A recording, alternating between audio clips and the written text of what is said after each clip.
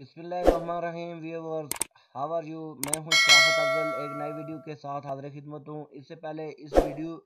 इससे पहले हम 3 प्रोग्राम इस सप्लाई पे कर चुके हैं। पहले प्रोग्राम में मैंने आपको बताया सप्लाई क्या होती है, क्वांटिटी ऑफ सप्लाई क्या होती है। दूसरे प्रोग्राम में हमने डिस्कस किया कि इसके डिटर्मिनेंट्स कौन से हैं। तीसरे प्रोग्राम में हमने इलास्टिसिटी ऑफ सप्लाई कर्व को चेक किया।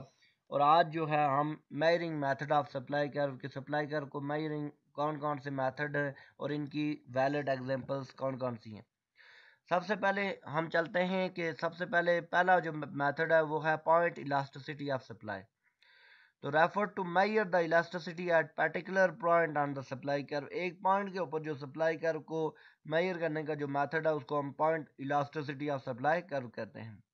Make use of the derivative change rather than finite change in price and quantity. So delta dq over dp multiply by p over q. dq mean change in quantity of supply divided by dp change in price multiplied by original price and original quantity.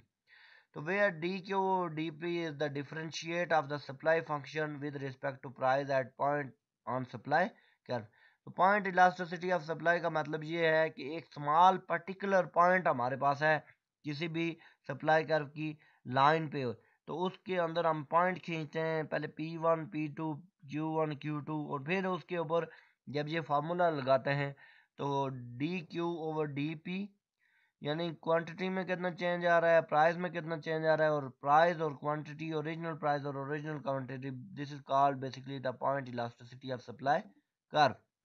The second is arc elasticity of supply curve. Arc का मतलब होता है जैसा curve, ऐसे curve बनी हुई हो। When the elasticity is to be found between 2 points, 2 point के दरमियान अब अगर elasticity हम फाइंड करें और आर्क सप्लाई कर्व जो है नॉर्मल शेप में, वो use arc elasticity of supply curve.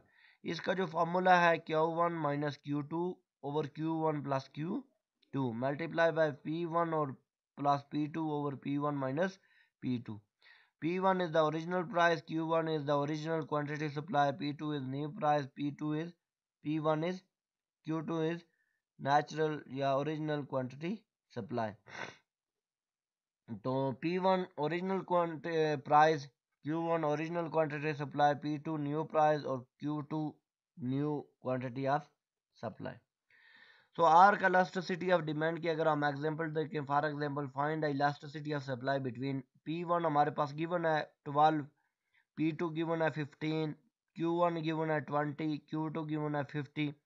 So elasticity is equal to Q1 minus Q2 over Q1 plus Q2 multiplied by P1 plus P2, P1 minus P2।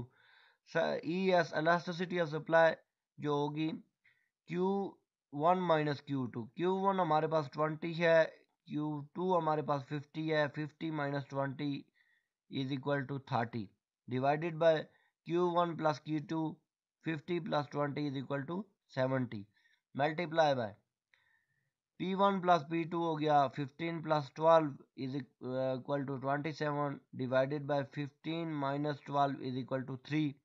तो elasticity of supply is plus 3.85। तो ये हमारे पास arc elasticity of supply curve है।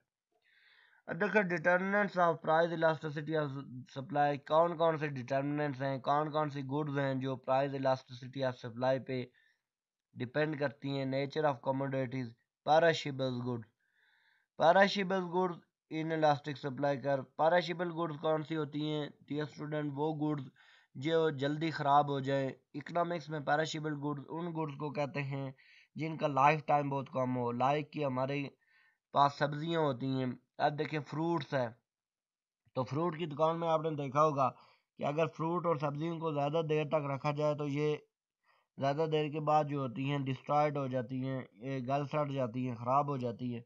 तो इनकी जो supply curve होती है वो इनइलास्टिक होती है। और यानी कम प्राइस, ज़्यादा प्राइस भी बढ़ाएं तो ये इनकी क्वांटिटी ऑफ डिमांड कम ही होती है, क्योंकि सप्लाई इसकी कम होती है, क्योंकि लोग इसकी डिमांड कम ही करते हैं, यानी टाइमली टू टाइमली करते हैं।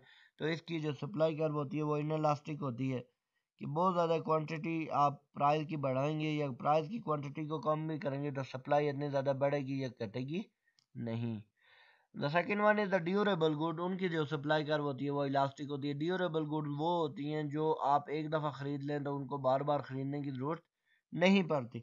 फॉर एग्जांपल कि जब आप मार्केट में जाके क्लास खरीदते हैं या शूज़ खरीदते हैं तो ये एक ड्यूरेबल गुड्स है, और शूज़ आप ये 1 ईयर के बाद 6 मंथ के बाद ख़रीदते हैं तो उनकी जो सप्लाई कर्व होती है वो इलास्टिक होती है, क्योंकि ज़रा सी प्राइस बढ़ाएंगे तो सप्लाई कर्व बिल्कुल कम हो जाए, यानी थोड़ी सी ज़्यादा बढ़ेगी, और प्राइस कम करेंगे तो सप्लाई कर्व में भी घट जाएगी। तो ये यानी इलास्टिक सप्लाई कर्व है। उसके बाद देखें determinant of price elasticity of supply time, very short time के लिए वही मैंने आपको बताया कि पैराशिबल गुड्स जिस तरह हमारे पास सब्जियां वगैरह होती हैं उनकी सप्लाई कर बहुत शॉर्ट टाइम के लिए होती है तो उनकी सप्लाई कर इन इलास्टिक होती है। Short period, very short period, फिर शॉर्ट पीरियड में सप्लाई कर इलास्टिक होती है कुछ यानी अरसे के लिए। हाई इलास्टिक कब होती है? जब लॉन्ग पीरियड हो, जिस तरह के आप फ्रिज ले लेते हैं या वॉशिंग मशीन लेते हैं उनका एक लॉन्ग पीरियड तक वो चलती हैं। जैसे कारपेट ले लेते हैं तो उनकी सप्लाई कर जो होती है वो हाईली इलास्टिक होती है।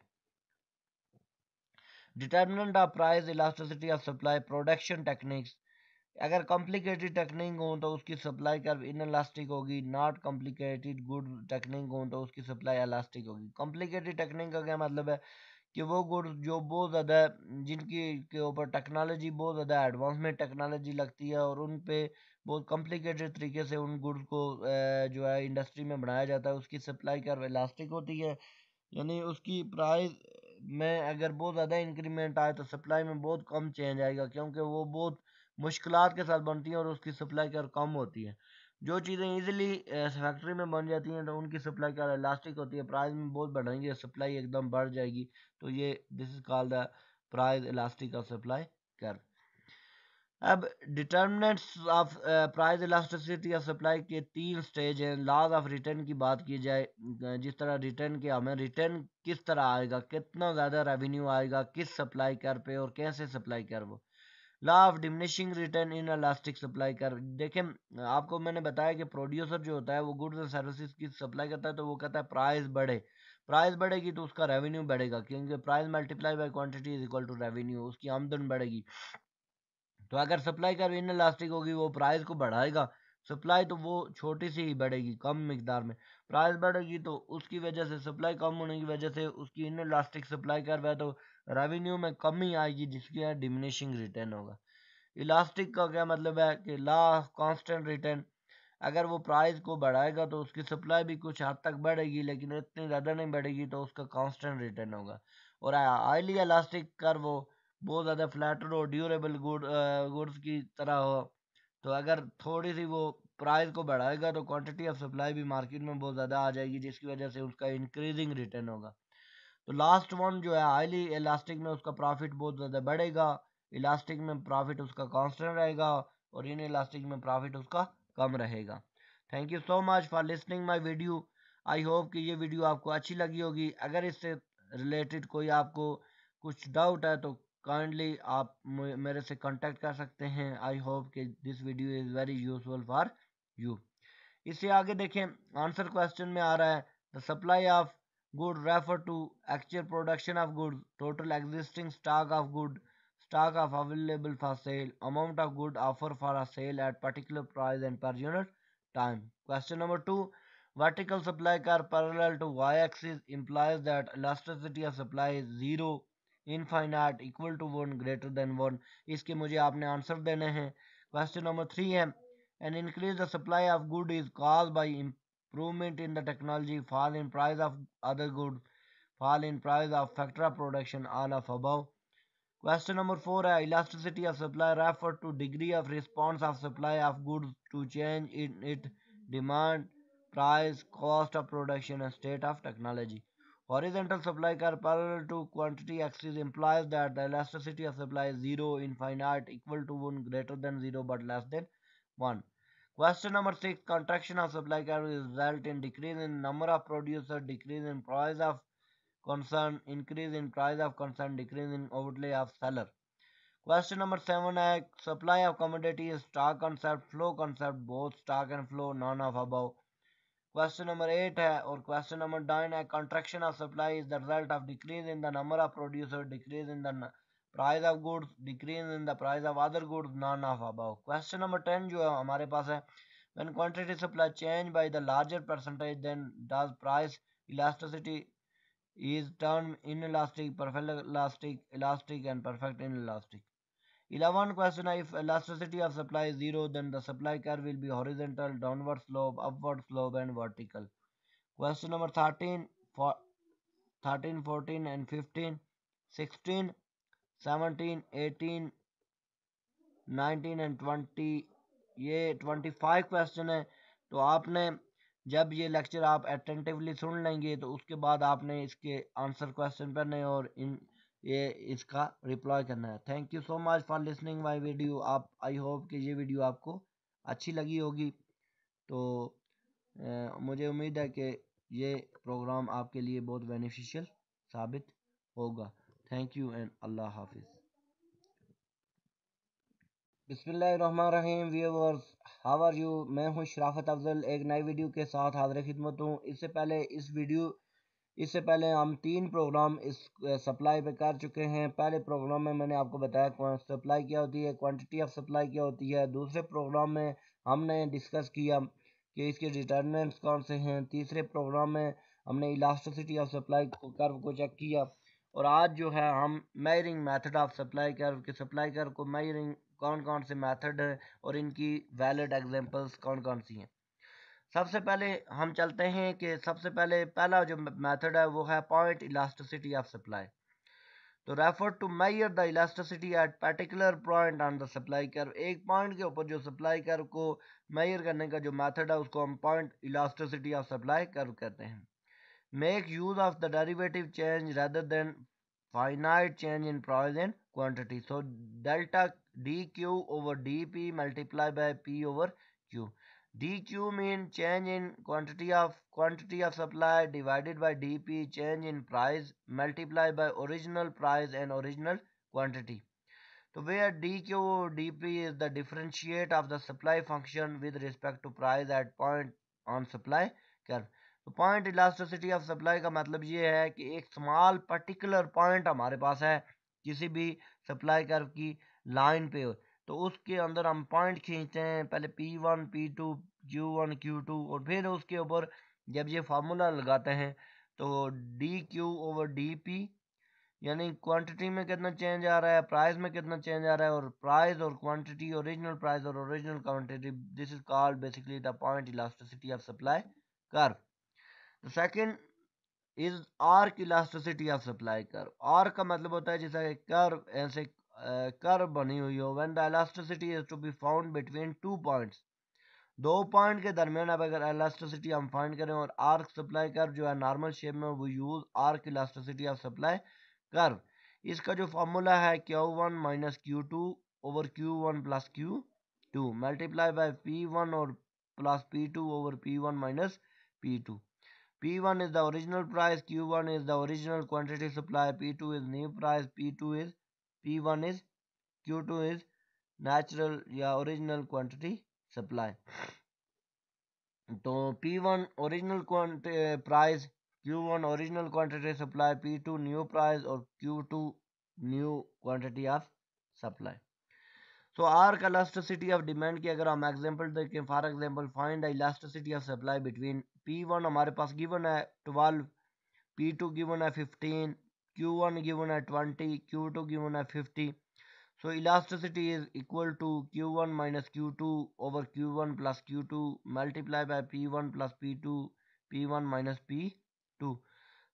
ES elasticity of supply जो होगी Q1 माइनस Q2। Q1 हमारे पास 20 है, Q2 हमारे पास 50 है, 50 minus 20 is equal to 30 divided by Q1 plus Q2, 50 plus 20 is equal to 70 multiply by P1 plus P2 हो गया 15 plus 12 is equal to 27 divided by 15 minus 12 is equal to 3। तो elasticity of supply is plus 3.85। तो ये हमारे पास arc elasticity of supply curve है। अब देखो determinants of price elasticity of supply, कौन कौन से डिटर्मिनेंट्स हैं, कौन कौन सी गुड्स हैं जो प्राइस इलास्टिसिटी ऑफ सप्लाई पे डिपेंड करती हैं। Nature of commodities, perishable goods, perishable goods inelastic supply कर। पैराशिबल गुड्स कौन सी होती हैं डियर स्टूडेंट? वो गुड्स जो जल्दी ख़राब हो जाए। इकोनॉमिक्स में पैराशिबल गुड्स उन गुड्स को कहते हैं जिनका लाइफ टाइम बहुत कम हो। लाइक कि हमारे पास सब्जियां होती हैं, अब देखिए फ्रूट्स है, तो फ्रूट की दुकान में आपने देखा होगा कि अगर फ्रूट और सब्जियों को ज़्यादा देर तक रखा जाए तो ये ज़्यादा देर के बाद जो होती हैं डिस्ट्रॉयड हो जाती हैं, ये गल सड़ जाती हैं, ख़राब हो जाती है। तो इनकी जो सप्लाई कर्व होती है वो इन इलास्टिक होती है। और यानी कम प्राइस, ज़्यादा प्राइस भी बढ़ाएं तो ये इनकी क्वांटिटी ऑफ डिमांड कम ही होती है, क्योंकि सप्लाई इसकी कम होती है, क्योंकि लोग इसकी डिमांड कम ही करते हैं, यानी टाइमली टाइमली टू टाइमली करते हैं। तो इसकी जो सप्लाई कर्व होती है वो इन इलास्टिक होती है कि बहुत ज़्यादा क्वांटिटी आप प्राइस की बढ़ाएंगे या प्राइस की क्वांटिटी को कम भी करेंगे तो सप्लाई इतनी ज़्यादा बढ़ेगी या घटेगी नहीं। The second one is the durable good. उनकी जो सप्लाई कर्व होती है वो इलास्टिक होती है। ड्यूरेबल गुड वो होती हैं जो आप एक दफ़ा ख़रीद लें तो उनको बार बार ख़रीदने की ज़रूरत नहीं पड़ती।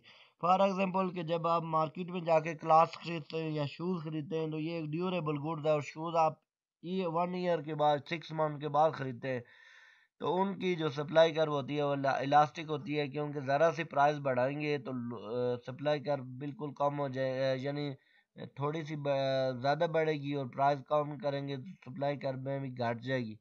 तो ये यानी इलास्टिक सप्लाई कर्व है। उसके बाद देखें determinant of price elasticity of supply time, very short time के लिए वही मैंने आपको बताया कि पैराशिबल गुड्स जिस तरह हमारे पास सब्जियां वगैरह होती हैं उनकी सप्लाई कर बहुत शॉर्ट टाइम के लिए होती है, तो उनकी सप्लाई कर इन इलास्टिक होती है।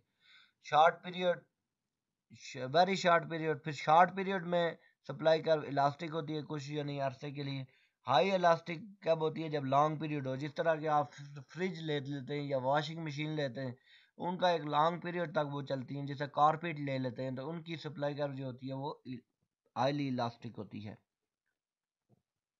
Determinant of price elasticity of supply production techniques, अगर कॉम्प्लिकेटेड टेक्निक हो तो उसकी सप्लाई कर्व इन इलास्टिक होगी, नॉट कॉम्प्लिकेटेड गुड टेक्निक हो तो उसकी सप्लाई इलास्टिक होगी। कॉम्प्लिकेटेड टेक्निक का क्या मतलब है कि वो गुड्स जो बहुत ज़्यादा जिनकी के ऊपर टेक्नोलॉजी बहुत ज़्यादा एडवांसमेंट टेक्नोलॉजी लगती है और उन पे बहुत कॉम्प्लिकेटेड तरीके से उन गुड्स को जो है इंडस्ट्री में बनाया जाता है, उसकी सप्लाई कर्व इलास्टिक होती है। यानी उसकी प्राइस में अगर बहुत ज़्यादा इंक्रीमेंट आए तो सप्लाई में बहुत कम चेंज आएगा, क्योंकि वो बहुत मुश्किलात के साथ बनती हैं और उसकी सप्लाई कर कम होती है। जो चीज़ें इजीली फैक्ट्री में बन जाती हैं तो उनकी सप्लाई कर इलास्टिक होती है, प्राइस में बहुत बढ़ेंगे सप्लाई एकदम बढ़ जाएगी। तो ये this is called the price elastic of supply कर। अब determinants of price elasticity of supply के 3 स्टेज हैं। लॉज ऑफ रिटर्न की बात की जाए, जिस तरह रिटर्न के हमें रिटर्न किस तरह आएगा, कितना ज़्यादा रेवेन्यू आएगा किस सप्लाई कर पे और कैसे सप्लाई कर वो। Law of diminishing return in elastic supply कर। देखें आपको मैंने बताया कि प्रोड्यूसर जो होता है वो गुड्स एंड सर्विसेज की सप्लाई करता है, तो वो कहता है प्राइस बढ़े, प्राइस बढ़ेगी तो उसका रेवेन्यू बढ़ेगा, क्योंकि price multiply by quantity is equal to revenue, उसकी आमदन बढ़ेगी।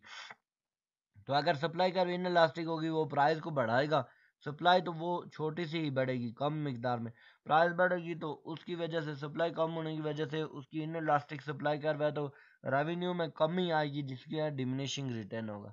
इलास्टिक का क्या मतलब है कि लॉ ऑफ कांस्टेंट रिटर्न, अगर वो प्राइस को बढ़ाएगा तो उसकी सप्लाई भी कुछ हद तक बढ़ेगी लेकिन इतनी ज़्यादा नहीं बढ़ेगी, तो उसका कांस्टेंट रिटर्न होगा। और हाईली इलास्टिक कर्व वो बहुत ज़्यादा फ्लैटर और ड्यूरेबल गुड्स की तरह हो, तो अगर थोड़ी सी वो प्राइस को बढ़ाएगा तो क्वांटिटी ऑफ सप्लाई भी मार्केट में बहुत ज़्यादा आ जाएगी, जिसकी वजह से उसका इंक्रीजिंग रिटर्न होगा।